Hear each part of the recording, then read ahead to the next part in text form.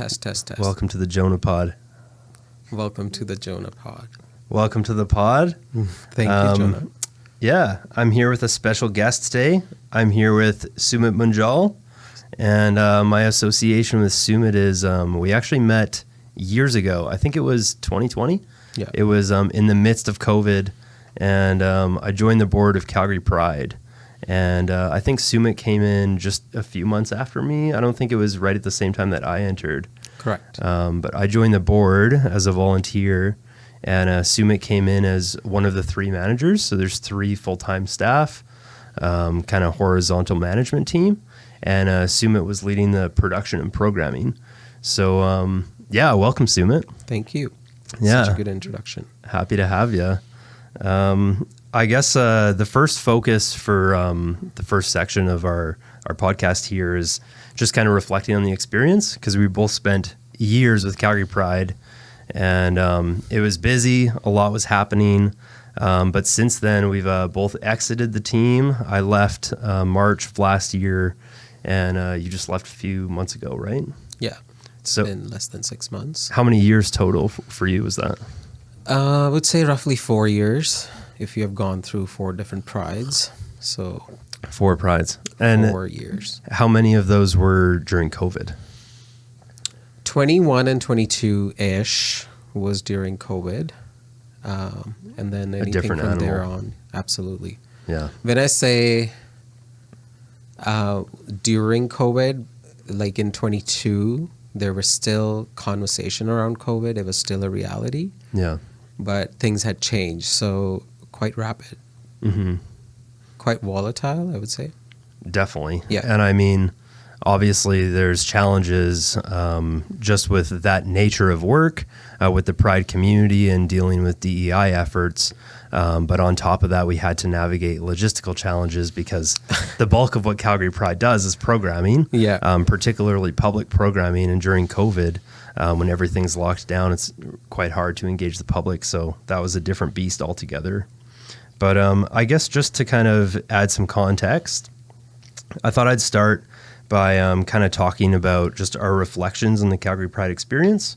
So before we get into that, can you help explain what motivated you to join the team? What kind of inspired you to get involved with the Pride movement? I was doing a branding gig and was not really motivated in a role that I was doing earlier. It was like marketing focused. And I had actually applied for a coordinator role when one of the previous staff reached out to me and said, you should be applying for production and programming. So not knowing what I'm doing, I applied for it, but at the same time... So you were recruited? Not in the moment, but okay. Not knowing, I applied. And I've later heard that there has been quite a split between who was the right candidate, but I made it. So... I'll be honest, I have no recollection of that happening. Yeah, it was a very different time. I feel like the difference between how it was run on ground versus the involvement of the board may have been very different back then. Hence, you were not in touch. Or you were just like starting in. I was on the board, but I came in at a time when like there was a transformational period within the organization. And the previous board of directors slate, majority of them left. There was kind of like a mass exodus from the directors team. And so I came in, and when I entered in March of, I guess it was 2020, I think there was only like 3 or 4 board directors. And only one of them was a returning board director. Like, it was insanely tiny. Yeah. Yeah. And then I think there was management turnover too. That's correct. Because at that time, it was a different executive. There was only one executive director. And then during that year, we flattened the hierarchy. So it used to be kind of like a traditional top-down model. But during that year, we flattened the hierarchy. So there was 3 equal managers with equal pull. Yeah. Yeah. It's something I want to add to that is, you know, I didn't really had a direction as to where I really want to go. And it's like peak pandemic. Yeah. But somehow it felt right, just wanting to do something, and I never saw myself reflected in those circles of like queer individuals when it comes to programming, when it comes to, you know, catering to the audience. There was no conversation around intersectionality back then. Yeah. So it just felt right in the moment. So I took the opportunity. Nice. Yeah. So it was kind of like an intuitive thing for you. Yeah, it was very intuitive. I think when I joined, I had like a lot of different things going through my mind. At that time, I was dealing with a lot of, I mean, I was out, but not like fully out. It was kind of like a years-long process. So for me, there was kind of like an interpersonal reason for why I should. It felt like it was like a step forward when it comes to self-acceptance, joining that team. But then I think there was also like social reasons why I joined. Like I wanted to meet other people that were gay in my network, because a lot of like my own personal network before that time was like all of my friends were straight, you know? So for me, there was kind of like the connection aspect. Not even one queer person was your friend? mean, I knew a couple people, but yeah, like I wanted to meet more people like myself, you know? And it's not to say that you can't relate to like a straight person or whatever, but there's just an instant connection that you'll feel with someone else that kind of has a similar walk of life, where you both can experience or relate to the experience of just like microaggressions and working through shame and reaching a place of self-acceptance. And there's a lot of personal learning that comes from just situating yourself around others that have also walked that walk, you know? So for me, that was kind of like a motivating factor. Quite a cusp you were at. Yeah. But I was like, if I feel nervous about this, for me, that's almost like a reason to do it. Correct. You know what I mean? Yeah. Like if I'm trying to improve as a person and grow as a person and evolve, and it just seemed like the right step, you know? So yeah, maybe for another question, you spent around 4 years as a manager with Calgary Pride. During that time frame, could you shed a light on what sort of adversities you faced, any highlights or accomplishments, whether it be professional or personal? I guess just like key insights from your experience. I wouldn't say adversities. Again, like when you do the work in the community and you don't know the community, you don't know the people, it takes time to sort of like become a part of it in a way that like how you discovered, like it took some time. You were at a certain point in your life and you wanted to meet individuals and then be met where you were at. So for me, it was very similar. But I did notice gaps that, you know, the biggest gap was Pride felt like a party, but at the same time, not a lot of queer individuals who are either migrating to Canada or are making Canada its home, or choosing Calgary to be the city, are not often engaging with the programming that we're producing. So it's reaching certain audiences, and it felt like it's only doing, you know, celebration for certain audiences. Are you kind of talking about intersectionality and like within the Pride movement, within the 2S LGBTQ umbrella, there's certain sects of people, and even though we all might relate on like a gender and sexual orientation diverse spectrum, within that there's all these other Let me elaborate sub-layers. for you. Yes, Okay. I've got an answer. Let me elaborate for you. So I feel like there was no intersection when it comes to indigeneity, when it comes to queerness. So Indigenous Two-Spirit folks were never considered as either part of programming or never engaged with Pride at the scale that I was able to get it at, or we together were able to get it at. The second piece is African, Caribbean, Black communities. Nobody even thought about them, while they were like migrants upon refugees upon individuals who kept moving just because their life was in trouble. I have a side question for you, because you're more knowledgeable than I am. Yeah. Perhaps this is an ignorant question.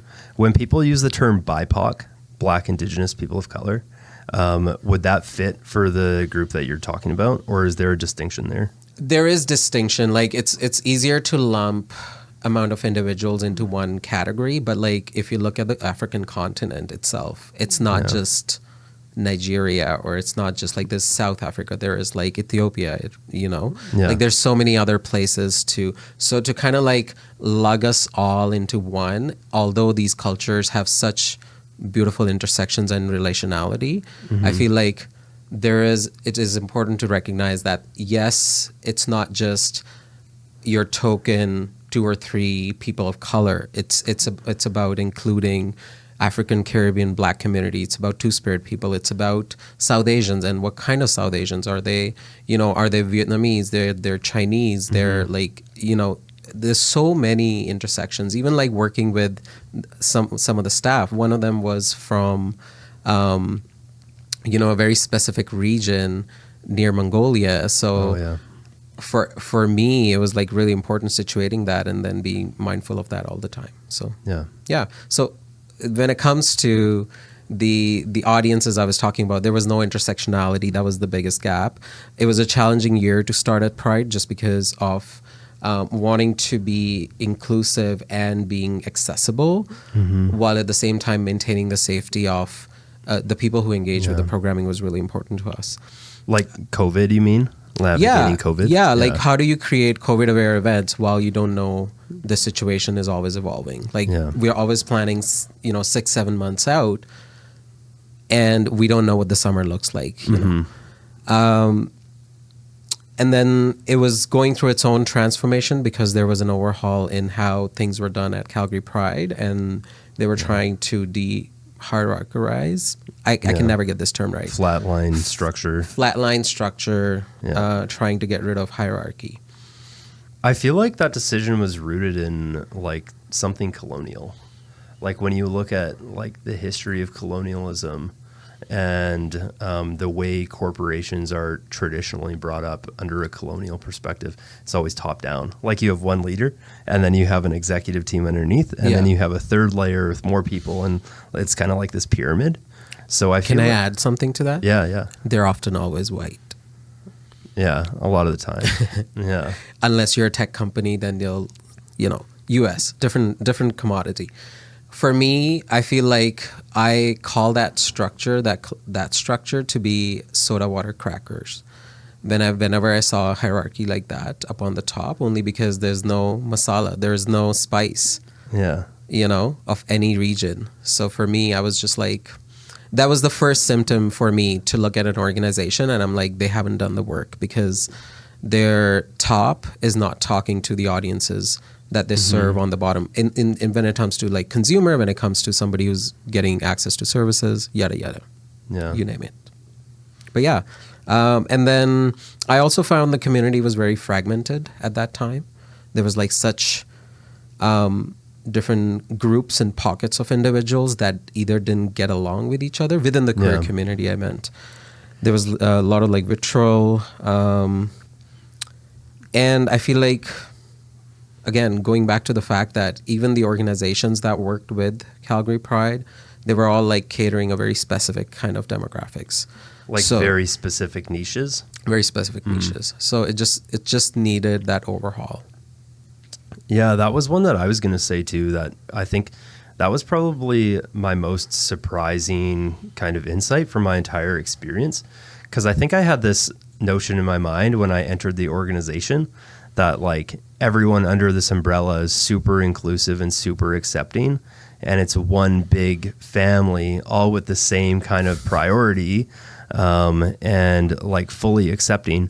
And I can't say that was really my experience or my observation in the time that I was there. Like it seemed like there was a lot of infighting within. Yeah. And maybe it's a result of that intersectionality that we were talking about before, the fact that there's all these different layers underneath the umbrella, all kind of fighting for space as well. I don't know. Yeah, I think everybody was looking for space to be heard. Pandemic has been like difficult for many individuals, especially if you're queer or disabled. So everybody wanted to be heard and was just kind of navigating difficult times and going through losses and such. Anyways, one thing I do want to focus on is the community did fight, but I feel like they lacked that connection to, like, sometimes there's a leader or a movement or something happening outside of this world within like our bubble that brings people together. So I'll like a uniting force. Correct. I'll touch on that later in the podcast. But you know, it's a full circle moment for me. Okay. So yeah, I think 4 years was a good amount of time to be able to navigate that change and then see the change and then explore and then mend and connect. That's good. Okay, let's talk about the flip side. So we just talked about some of the struggles, but what about some of the accomplishments, the triumphs? Maybe give me like a professional answer or two, and then give me a personal. Like I definitely have personal triumphs from my experience. I think the most professional triumph I've had was for the first time ever at Calgary Pride's main stage in 2023. We were able to bring a Bollywood drag performer from Vancouver. Who is that? I can't remember. Jolene Queen Sloan. Yeah. Okay. She goes by Jolene. I'll link it in the show notes. Yeah. But for me, it was such a moment because that's where we brought in the masala, the spice. Nice. You know, that's the mix. And I mean, you came in too. You're some masala, aren't you? Yes, but I think it needed to reflect in the programming. Yeah. So for me, it was like really important to bring that to the stage. I think to that point, it should be reflective, like in all aspects of the organization, like in the programming, but also in the policy development, which is the internal administration team. You know, like spoken like a good governance committee person. Yeah. Okay. Any other triumphs? That would have been both personal and professional, but I feel like to be able to professionally do programming better than the years before and actually was able to like double down on like the amount of money we make after the pandemic and recover from that was... COVID killed a lot of organizations. It did. Especially small grassroots organizations. Nonprofits. Yeah. Yeah, absolutely. Community groups. One of the things that I was surprised by entering Calgary Pride, when I entered, for some reason, I don't know why I thought this, but I thought Calgary Pride was this huge organization. Because you see it in the media a lot, and they do the festival once a year and the parade, and it's such a big event. And I mean, it has a 30-year history. So I think just because you see it in the media, you have this selection bias. So in my mind, I was like, oh, I'm entering a really big organization. It has all of its shit together. And then I entered and there was like 3 other board directors. And surprise, there's an overhaul. Yeah. And there's new staff. You know, there's quite a lot of funding changes. is a challenge too, and logistics are a challenge. Yeah. Yeah. Difficult times. I was surprised by the scale. I thought that it was a lot bigger than it was. I have a follow-up question. Shoot. Do you think it brought the board together in that time and space within those 2 years you were at? When the board was really small? When it was small and we were like building from the scratch and didn't really like have our shit together, as you say. But at the same time, we were doing everything. I think by necessity it had to because trauma bond. Yeah, because there was only like 4 of us. And I mean, like you have to have a certain number of people attend every meeting, so which meant like we could only really have like one person or nobody miss a meeting. And there's all this work to get done, and there's a bunch of fires that are going on that we have to put out, and like we're all just volunteers, right, on the board anyways. So I think by necessity we had to come together just because the need was so high, you know, and the supply. You know what it sounds like? What's that? Big gay chaos. It was a lot of chaos. In the best possible way. You know, it has to fall apart to come back. It has to, you know. Honestly, like, I think it was kind of for the best in a way, too, because it represented kind of like a watershed moment where, like, it was like a transformational period, you know? Like, the team was really small and the team was really new.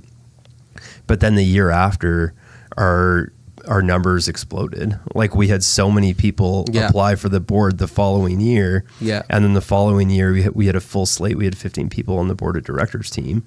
And the year after even more. Yeah. Like there was quite a... Like it was just kind of like a growth period, you know? Yeah. It's safe to say that. But also, I guess for me, to speak to some of my triumphs was, even though that first year was really difficult because the team was really small and changing, it forces you to get your hands dirty and to do a lot of work. Like get your hands dirty. Like elbow deep work, you know? Well, because you have to. Okay. Like it's by necessity. You have to. Like you have to get involved. So from a leadership perspective, that was really helpful, I would say. Okay.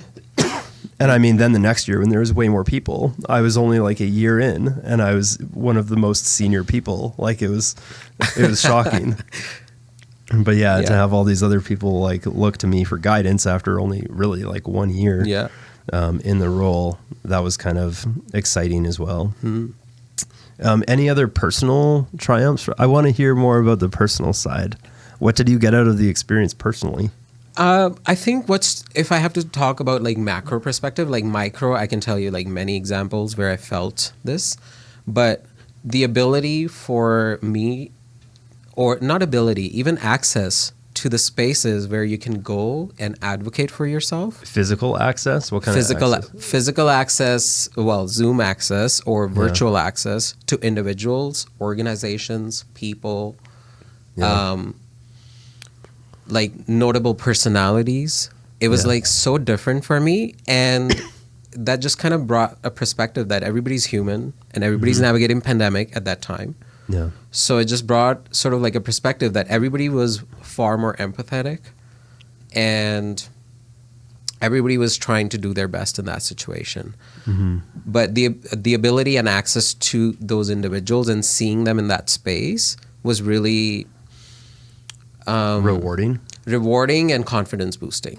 Yeah. Because oftentimes we don't get in, like how often you go into a corporate space, like just tell them as is.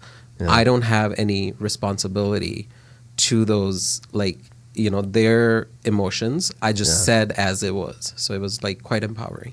Do you have any specific examples of that in practice where you were just like, oh, I get that sense of reward right now in this moment? I'm not sure when this podcast would release, but meeting Nenshi. Just like being around him, listening to him, seeing him speak, see him being the mayor, but at the same time being this individual who stands up for the community was really, really important. And he's a little masala too. I mean, the best kind. All of the best masalas. Yeah. And for us, it was Nenshi. Did you hear that? It should be the campaign. That's why I'm looking at the camera. So, plug. Wasn't paid to say this. So for me, I think seeing him being the leader he is backstage and then having conversations, which I've never thought, like while I was graduating university, Nenshi was one of the individuals who spoke, like gave the speech. So seeing that individual like in person, in action, right there in front of you and operating in that space was very like rewarding. Cool. And then with all our indigenous folks. Oh, yeah. Being around in their company was just the best. Warren, Taleni, Sarah, Teddy, Jackie, Left Hand. More plugs. I'll give a personal triumph from my end. Do share. So one of the things that I did as a director with Calgary Pride is, it was like a counter protest. We were going... So it was a Reading with Royalty program. So the context is one of the programs through Calgary Pride is called Reading with Royalty. And it's educational, and it talks about just gender, just what sex and gender is, and freedom of personal expression. It doesn't have anything to do with some overt sexual innuendos or anything like that. But that's what these protesters were saying it was about. So we had drag artists come and provide educational resources to youth at different locations within the Calgary Public Library space. And then, I mean, I don't want to get too political, but there was protesters that would come and they would protest the program. And they would make all these baseless claims about child grooming and stuff like that. That's just horrible and way out of context as to what the actual program was. So Calgary Pride mobilized counter protesters. So I went to one of those protests as a counter protester. And I mean, it was difficult. Like, it's difficult to go do something like that, especially when you're dealing with your own self-acceptance. Yeah. And then you're face to face with people Oh my being God, like, I yes. hate you, go to hell. You know what I mean? Like, that's hard. But a personal triumph for me, which I don't even think I ever shared with you, was I went to that counter protest, and then the next day I got a text from my sister. My sister's 3 years older than me. And my sister said that she received a message from someone who is at that protest, who used to go to school with her. So we went to school when we were in elementary, like really, really young. And I guess that girl texted her and said that it brought her to tears that I was counter protesting and supporting the queer population and standing up in support. And it really meant a lot to her. She texted my sister to tell me that, even though I was just a little kid when she knew me before, like I was like 6, you know, and now here I am as an adult standing up for this. It's not even a political thing. It's more of a social thing, but standing up for human rights, essentially, you know, and saying that, like, to actually hear from somebody kind of anonymously that I made an individual impact just by being in attendance. Like 80% of success is showing up, you know? It just showed me that, like, you can do so much just by small actions, you know? That was a personal triumph. That text healed your inner child. Yeah, it was a nice text to receive, you know? Yeah. And like, obviously I had many moments at Pride like that. That's what I was trying to ask you about. I want to know like the deep personal stuff. It's just seeing Give individuals. Me some more. Okay, first of all, the program you're talking about is the program I ran as a production and programming manager. Yeah. So I was firsthand involved when these protests were happening, these people were interrupting the programs and, you know, being there and just, you know, saying all kind of stuff. Anyways, that was noise. Distraction, I would call it.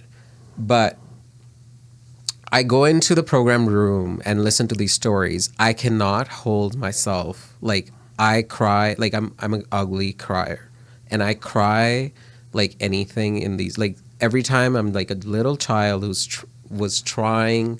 I was like, this is what I needed when I was a kid, but I cannot say that every time, like, just going in there and all that. So you often would notice that I would stay outside of the program room just because I knew I would cry. So there were many like healing moments. There are many of like the youth individuals I saw who attended Pride, the people of color who attended Pride, the people who, you know, have escaped bad situations like Kenya, like Nigeria, any bad situation, have left family, fled in many different ways to get to here. Was like listening to their experiences was very, very enriching. That kind of touches on the theme of intersectionality too, like the immigrant experience in a person's ethnic background. Like where are those stories? Who was telling those stories? And who was thinking of them in that space before? Like, these are questions I had. Yeah. Maybe in that vein, my next question is, how did you evolve out of that experience? But maybe I can just broaden it even more and just say, like, what have you learned about yourself through your own identity and your own experience through Calgary Pride? I mean, the more I showed up in the space where my identity was like out of the way, like it was like nobody had a question around who you are and all, like I just kind of helped me to navigate that space more with a little bit of an upper hand, just because I didn't have to make excuses for the way I behaved, the way I looked. The organization I worked for enriched me and supported me in the way that I show up in any space, and this is the best version I'm going to show. Like, it could be the worst version of that day, but that's the best I can do for that day. Yeah. And all you can ever do is your best. all the time. Yeah. And for me to be able to, could you repeat the question? I just feel like I lost the touch. Yeah, no Just, like, worries. going on a tangent. My question was, how did you evolve as a person out of your experience with Calgary right. Pride?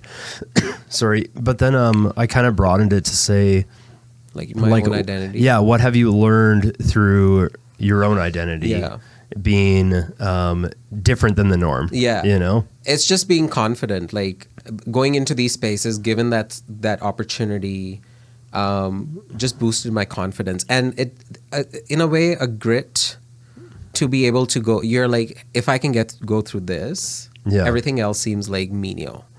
Like, I think so too. Sometimes I channel that in the gym, actually. Oh, yes. Like when I'm hiking a mountain, Do you have a song or I'm working out. I mean, I listen to up tempo and like EDM and stuff when I'm in the gym. But if I'm channeling motivation, sometimes I'll be like, there's things that are way harder in the world than me lifting a weight. Yes. You know what I mean? Correct. Or like running in the cold. Yes. Like all these physical challenges, like they seem so easy in comparison. Like even though they're painful in the moment, they seem so simple in comparison to actual problems. There's a term in the for world. that. Resilience. Resilience, exactly, and motivation. It's an intrinsic motivation. Yeah. I guess to give my perspective through my own identity, coming out as gay, one thing that it's kind of taught me is a firmer understanding of privilege. And I guess when we were talking about intersectionality, just the fact that there's different layered attributes, because like I can think of times where I maybe felt marginalized on account of my identity, whether or not that was self-perception or based in reality. It's how I felt. But when I think of my privilege compared to, like you were saying, situations in Kenya or other countries in the world where it's so much more oppressed, and it's actually impacting them like day-to-day living, and there's danger to their physical body, like things like that. It's just on a different level, you know? Yeah. And like I can see this one identity attribute that I have, but then when I look at all of who I am, like the holistic identity that I possess, there's all these other attributes where I feel very privileged, you know? So in that way, it's given me a lot of perspective and a lot of empathy towards other groups of people. Yeah. You know, I think that's probably like one of the biggest personal insights or like personal gifts that have come with this identity for me. Yeah. Here's a bit for social media, a little education. Okay. So privilege, you can count your privileges in terms of like when we delivered a DEI training, not even a DEI training, whenever I talked even about intersectionality, we counted privileges into many factors. Be like, come from money, have had education, has citizenship, have had a solid job, have had university education, you know, like. It's very nuanced. Very nuanced. So privilege can be like multiple things, but at the same time could be like one thing. Yeah. It's just like, it's an odd thing. For sure. Yeah. Okay. I want to go off script here and talk a little bit about politics, because I mentioned reading with royalty, and I mean, obviously like the queer community is embroiled in politics, even though maybe it shouldn't be. Why are they in our fucking pants? Can we just like, why are the governments are in our fucking pants? Like, do the work to make people's life easier, not harder. Can we just like, period. There's nothing else I have to say about governments. That was going to be my question. I was just going to say, stay out of our pants. Give me some opinions. Fucking stay out of our pants. That's what I want to tell the governments. Why is my private life is a topic of conversation, and how does that impact your day-to-day living? Are you just fucking afraid of us? Like, just say it out loud. Like, God knows. I don't even want to go there. There are many people who talk about this. Go listen to them. But not my vibe. Not today.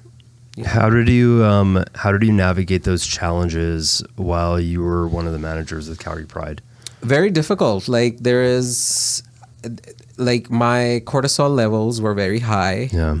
My entire TikTok feed was, you know, educating me on how to preserve my mental health, and I seeked help.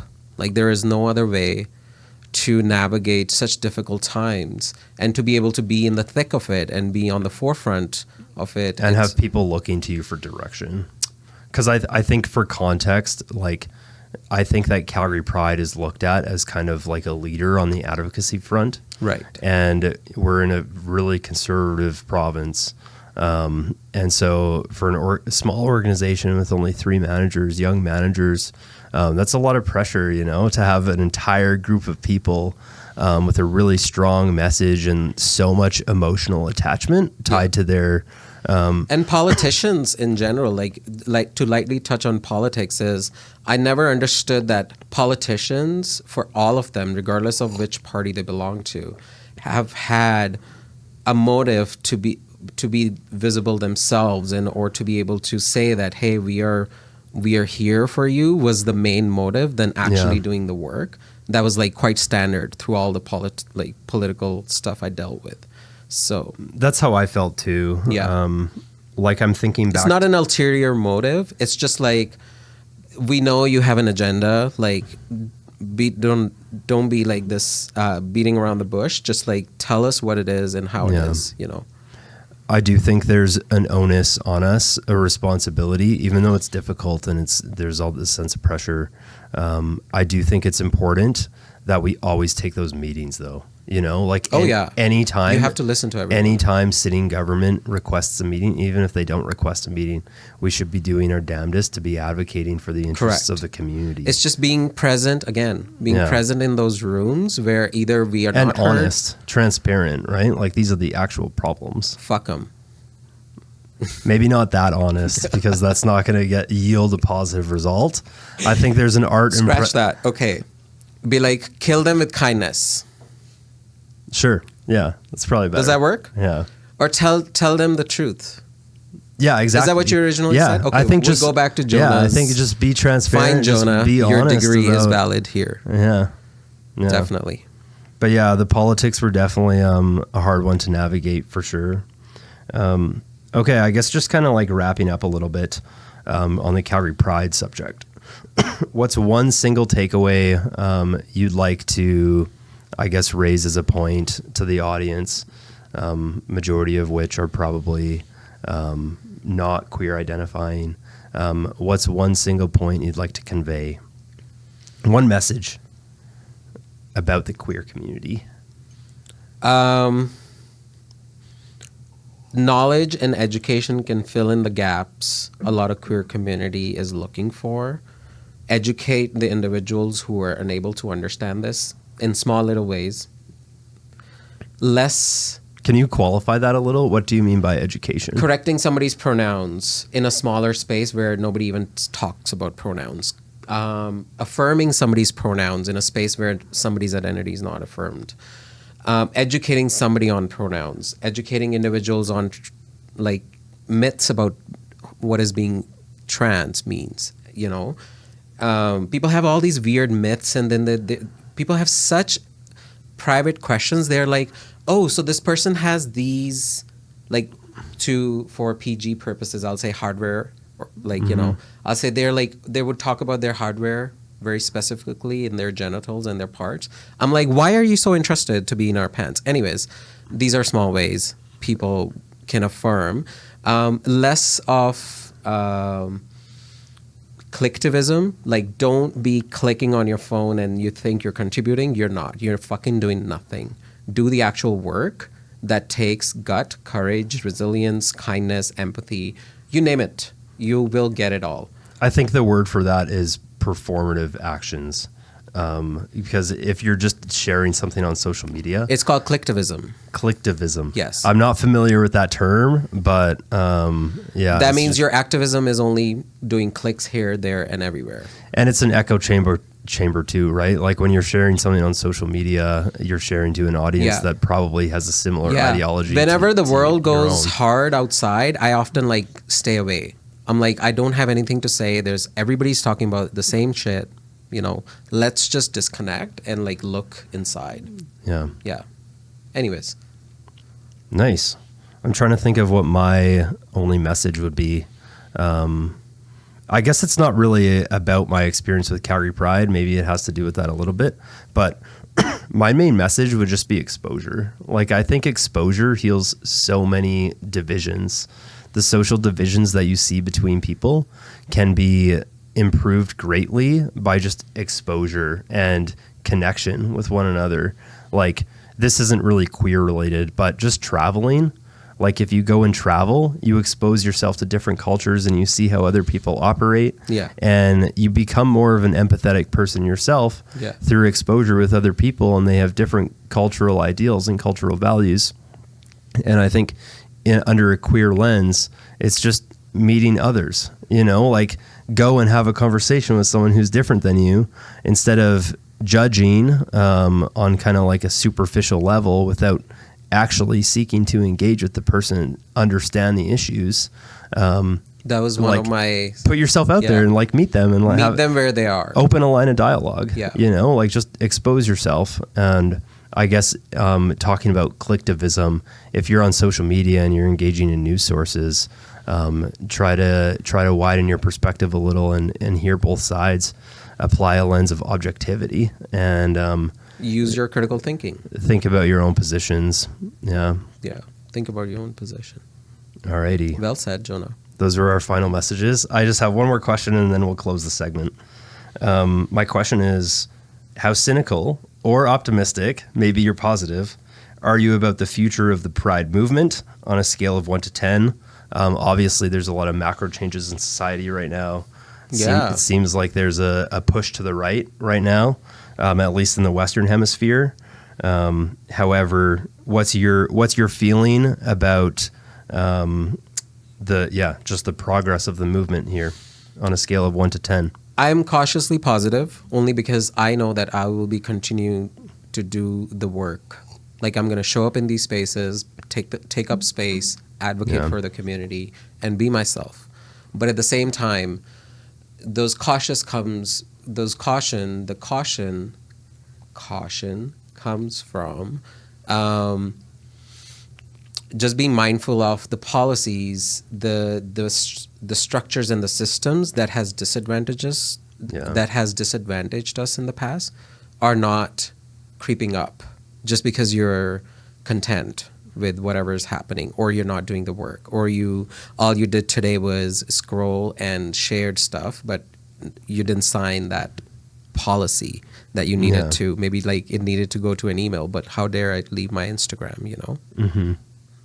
I like your framing of cautiously optimistic, because I think my own answer to that question is, really similar. Cautiously optimistic or reasonably optimistic with kind of like a warning.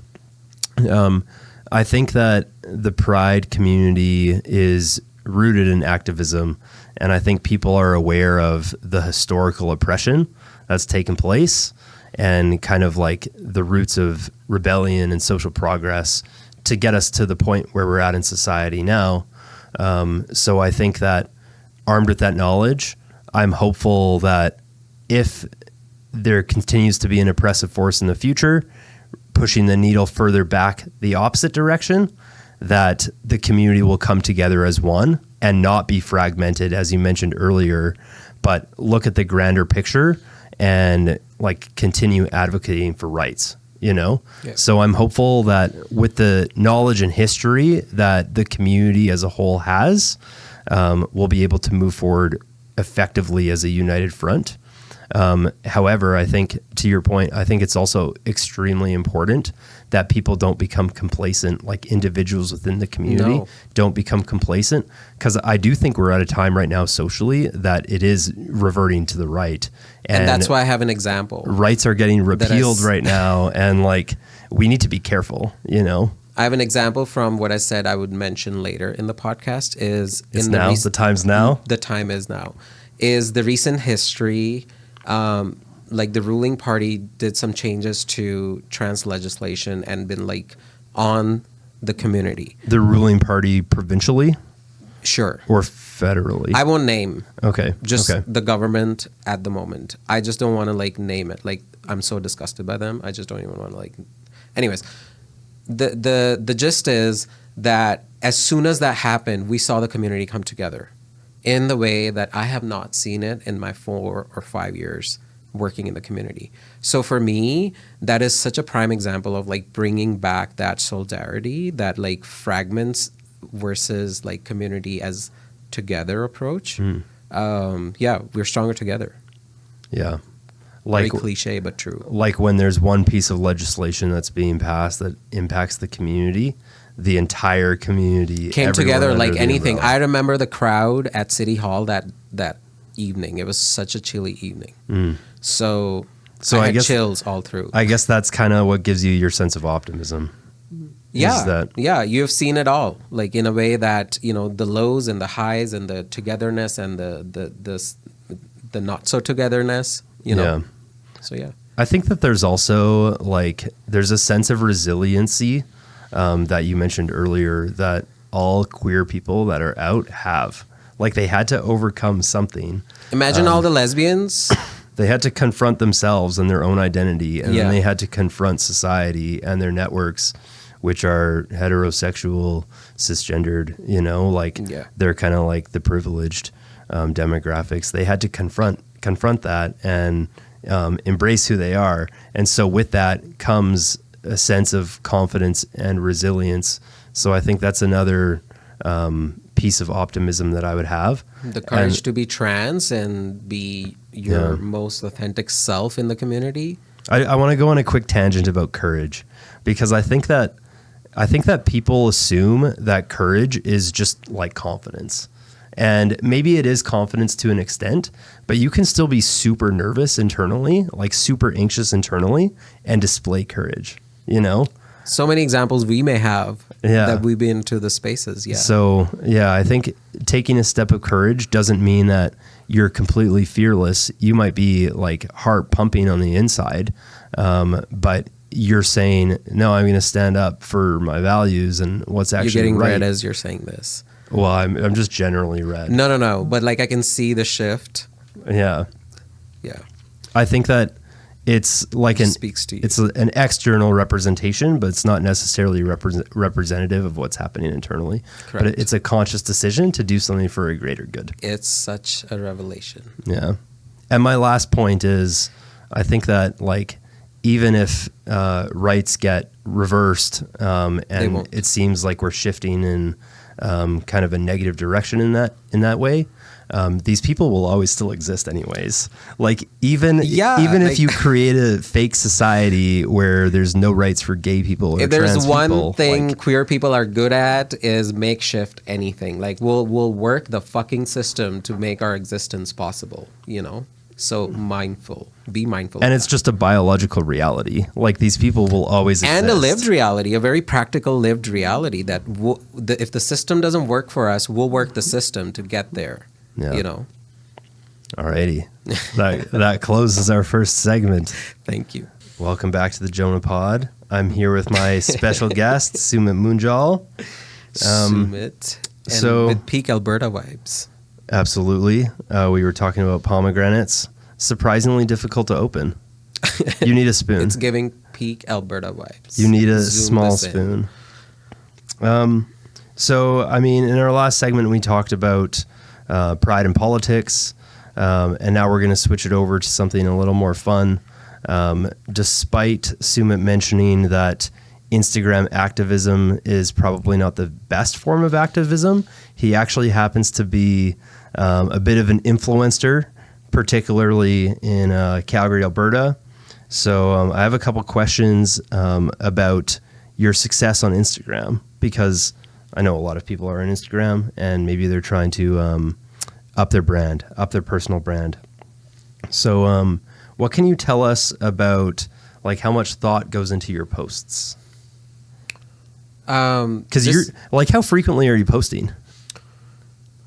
Okay, fun tidbit. If you go follow me on Instagram, I only have under 1,000 posts, considering I've been there since 2014.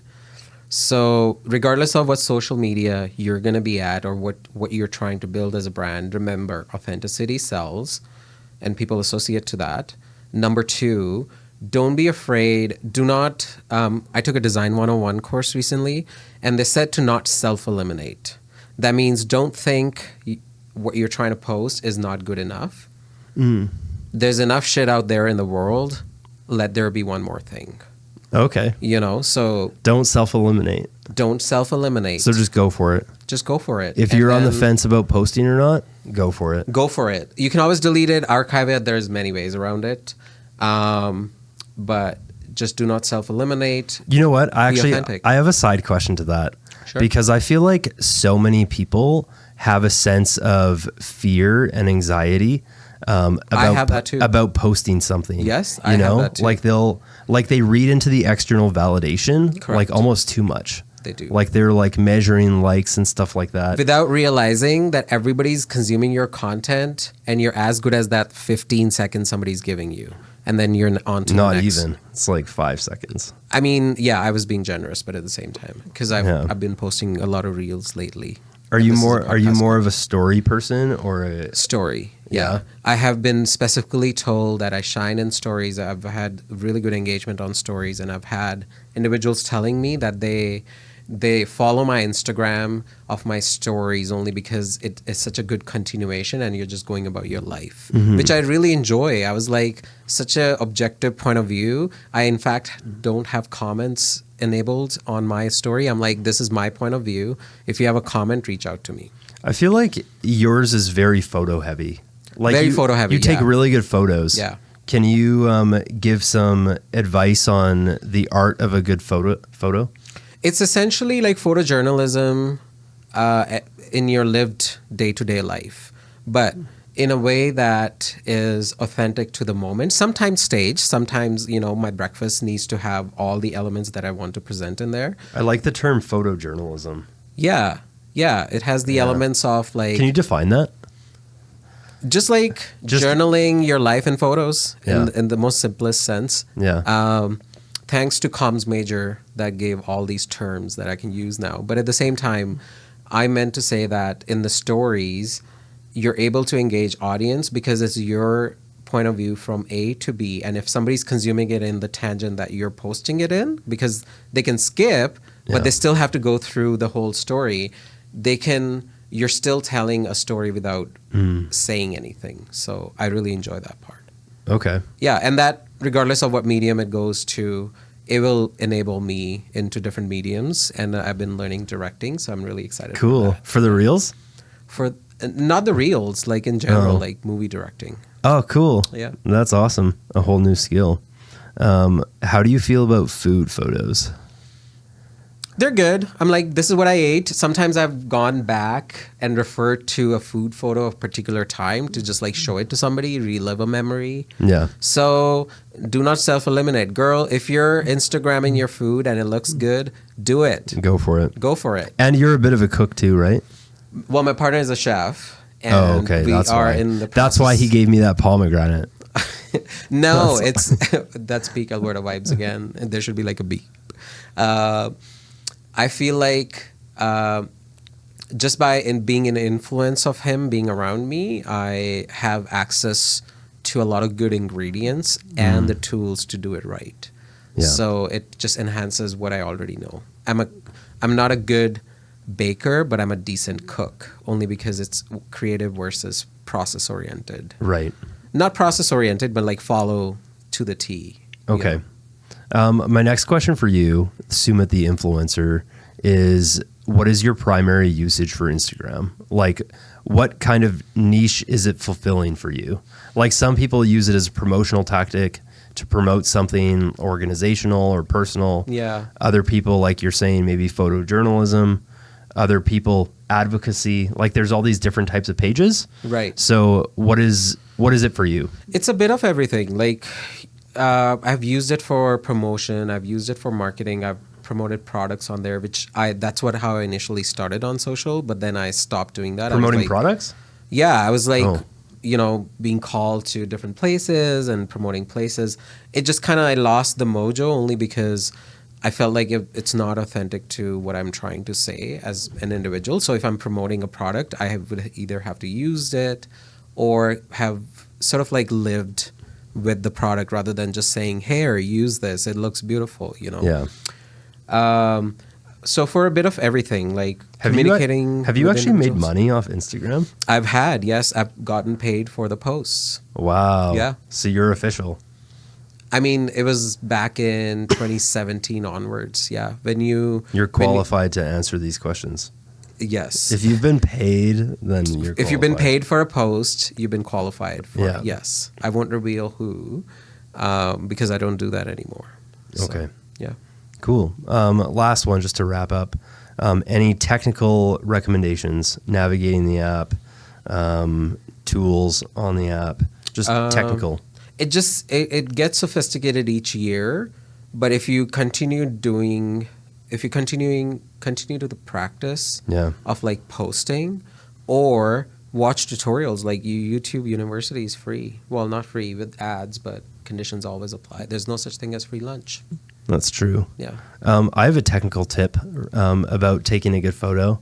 So if you have an iPhone, Did you learn that camera- just because of being in my company, or like, oh Maybe. my God, your flash If you is on? Yeah, if you have the flashlight, you can put it above the photo, and then you have a top light. That's one tip. The other tip is the rule of Top light. thirds.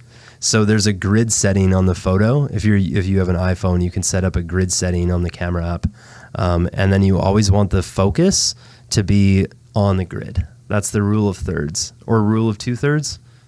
It's either the. It's a rule. very pro Yeah. photography tip. Something like But that. decent. Yeah. Yeah. No wonder you have good pictures too. Do you have any like that? Any tips like that? Can you out tip me? No, Jonah, how can I out tip you? I win. No. I would say one thing I would tell people is don't try to enhance your features. Like, don't use filters? Yeah. Or like people use different enhancing tools to do that. Like, I'm like, I don't even know what that is. How do you even do that? yeah, you've been living under the rock on that end. Like people use all sorts of tools to make them look different ways. You mean like brush tools and stuff? Yeah, airbrush tools, makeup. There's funny ones too. So there's all sorts of different things. The lesser you use that, the more confident you feel, because nobody's going to perceive you as like different online versus in real. I don't think I've ever done that. The only thing I've really done, So genuine. I've just used the photo, like the entire photo enhance. Like, you know how it Correct. has Like that a filter. It has that one button on the camera app that you can press, and then it brightens the image. I'll do that. Oh, here's a tip. This is only for iPhone users. Okay. Because I use iPhone, not an elitist. Is use that enhance feature before you post on Instagram. If you're like, because I post stories in one tangent. Like a I've lived carousel? through the day. I don't have the urge to post it right away. I live through the day. At the end of the night, I'll post like one single story of like that entire day, sort of like a Okay. recap. Yeah. Or an entire week. It all depends on my mood. But if you feel like you want to tell a story in a certain way, you can enhance it beforehand before you even upload to Instagram. So, Good tip. yeah, All right. just a combination of your tip and my tip. There you go. So Tips there's collide. now Oh my God, I can't say that. whoever's listening to this, maybe you'll be the next micro influencer in Calgary. Let's wrap up with a few quick fire questions. Sure, yeah. I'll ask one or two, and then you can ask one I'm or supposed two, to watch time. and then we'll close out. So my first one on the theme of iPhones is, do you have any apps on your phone that you subscribe to? You have paid subscription for? Spotify. Okay, not Spotify or Netflix, like productivity apps or any apps outside of music or media. Yeah, I have this app called, actually, I don't know the name. I just see, it's called Spark. Spark is an app that captures a full entire day of the story, but you can open the app and then you can just like start capturing it, leave it when you unpress the screen. What do you mean? It's a camera? So it's an app that allows you to make an entire video. This is like pre-TikTok era Okay. app. So you can like, if you look at a story, it just shows a culmination of wherever you captured an event. So throughout the day, you can just like capture an event, go turn off the app, go back to it again. At the end of the day, it'll make like one single video for you. Oh, that's cool. Yeah. And then the video saves to your camera roll? Yeah. Oh, cool. Okay, so it's just rolling photos. No, it saves on God's drive. Yes, of God's course it drive. saves on camera roll. Oh, okay. Okay, cool. You pay for that app? I pay for that ad. How much is that one? It was like 30 or 40 bucks, I think. You know, But I use Spotify. Like the most paid app I use is Spotify. Okay. Not been paid, but Spotify. Are you part if you're of a listening, I'm your man. Are you part of Or a I'm your they them. Are you part of a Spotify family? What family? I'm in a Spotify family of 6. We're all friends. Maybe I shouldn't be saying this to go out to the internet. We don't live in the same household, but we will all meet each other in March. Yeah, it's from my buddy. Yeah. Well, it enables you to share with people. Anyways, Spotify should not be getting this much airtime. Go back. Okay, one other question. Best piece of media from 2024. You can plug a book, a movie, a podcast, TV show, whatever you want. Just give us one piece from 2024, one piece of media. I watched this movie by a director in India, and it's a movie based on 2 brides who get lost at a train station. Such a simple movie, such simple emotions, yet so impactful. It's called Lapata Ladies. That means missing ladies. Yeah. Side note, Yeah. it is kind of surprising, or maybe it's not that surprising when you consider how densely populated India is, but the train system in India is so sophisticated. Like there's so many different train systems. You know, the Brits... There's that other movie, Lion. Have you seen Lion? No. About the little kid that gets lost in the train?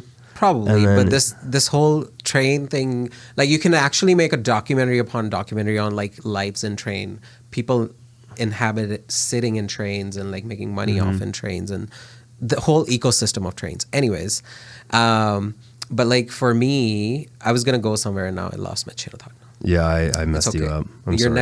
Your next rapid fire question. Well, that was it. That's it? Okay, Yeah, cool. unless you have any Easy. for me. Jonah, what's your favorite food? Let me warm up to that. What's my favorite food? Okay, I'll tell you something personal. When I was in high school, I was addicted to Kraft Dinner. Okay. Like I would eat Kraft Dinner all the time to the point where I decided to stop, and then I got withdrawals. Like I would get night sweats in the night because I recognized it as a problem in my life. Zoom into Jonah. I recognized it as a problem, so I was like, I need to get off. Could you of please this. just tell the camera? I'm worried like, it's becoming addiction. And then I would get night sweats. So it literally was an addiction. Kraft Dinner, if you're listening, Spotify, if But you're it's listening. It's like, no longer my favorite though. Okay, that's fair. My current favorite is sushi. Okay, sushi's Yeah. found. Tell me one word that come to your mind when I say future. Without thinking too much. That's hard. Future. For some reason, the first word that came to my mind was bright. Exciting. Even Yeah. brighter. I That's don't know good. if that will happen, but I'm hopeful that will happen. Yeah. Just bright, I Yeah. guess. I had something to say to that, but I won't. Not good for camera. All right. Any others? No. I think, Then we'll close. yeah, I'm very fulfilled and happy to be part of this. I'll close this way. Is there any parting words you'd like to say or offer to the audience? Yeah. Any just- plugs or final comments? No Whatever. plugs. No plugs. I just want to tell individuals, do the work, show up, whether it be community, whether it be just helping community in any shape, size, or format, not just queer community, any vulnerable populations. Governments to stay out of our pants and people to be more curious about what is actually at play and just exercise your critical thinking more often than you do. Yeah, just don't be force-fed. I like it. Yeah. Where can people find you? They can find me on Instagram at Sumit Munjal. It can be plugged in. If you don't, then create your own journey, girl. Why are you trying to find me? I like that. You know? Yeah. Yeah, why Walk do you your need own another path. influencer telling you what to do? There you have it. Yeah. Well, thank you, Sumit. Yeah. Thank you. All righty.